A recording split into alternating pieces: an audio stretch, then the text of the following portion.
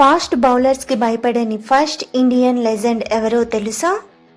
Helmet కూడా లేకుండా ప్రపంచంలోనే అత్యంత ప్రమాదకరమైన బౌలర్లను ఎదుర్కొన్నారు. ఆ లెజెండ్ పేరు సునీల్ గవాస్కర్ గారు. 1949లో జన్మించిన గవాస్కర్ గారు చిన్నప్పటి నుంచే క్రికెట్పై అసాధారణమైన ఆసక్తి చూపించేవారు. అతనికి అంతగా టాలెంట్ ఉన్నా అప్పుడు భారత్ క్రికెట్ ప్రపంచ స్థాయిలో అంత బలంగా లేదు.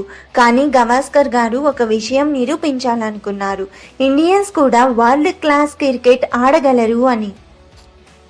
ఇండియా టూర్ ఆఫ్ వెస్టిండీస్ 1971లో గవాస్కర్ గారు తన టెస్ట్ కెరియర్ ప్రారంభించారు.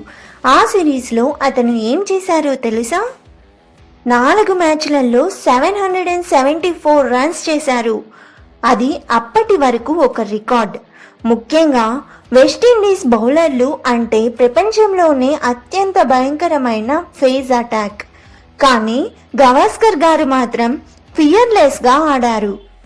ఆ కాలంలో హెల్మెట్ అనే కాన్సెప్ట్ కూడా లేదు. అయినా గవాస్కర్ గారు ఫాస్ట్ బౌలర్స్ అయిన మైకేల్ హోల్డింగ్, యాండీ రోబర్ట్స్ వంటి లెజెండ్స్ని కూడా ఎదుర్కొన్నారు.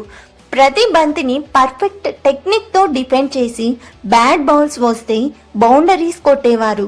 అందుకే అతనికి ఒక పేరు వచ్చింది, ద క్లాసికల్ మాస్టర్ అనే పేరు వచ్చింది. 1987లో గవాస్కర్ గారు ఒక చారిత్రక రికార్డు సృష్టించారు. టెస్ట్ క్రికెట్లో 10,000 రన్స్ చేసిన మొదటి ప్లేయర్ అయ్యారు. ఇది కేవలం ఒక సంఖ్య కాదు, అది డెడికేషన్, డిసిప్లిన్, కన్సిస్టెన్సీకి సింబల్. గవాస్కర్ గారి వల్లే భారత క్రికెట్కు కొత్త గౌరవం వచ్చింది.